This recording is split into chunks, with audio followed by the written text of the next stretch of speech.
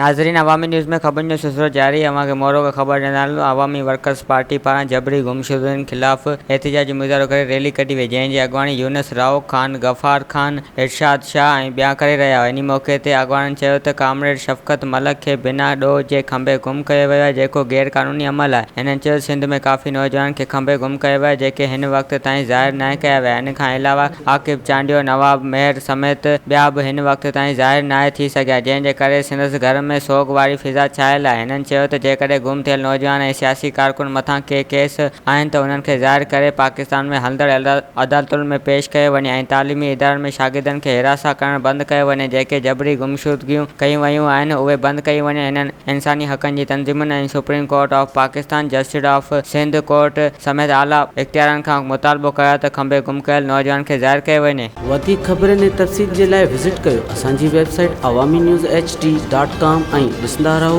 Awami news HD।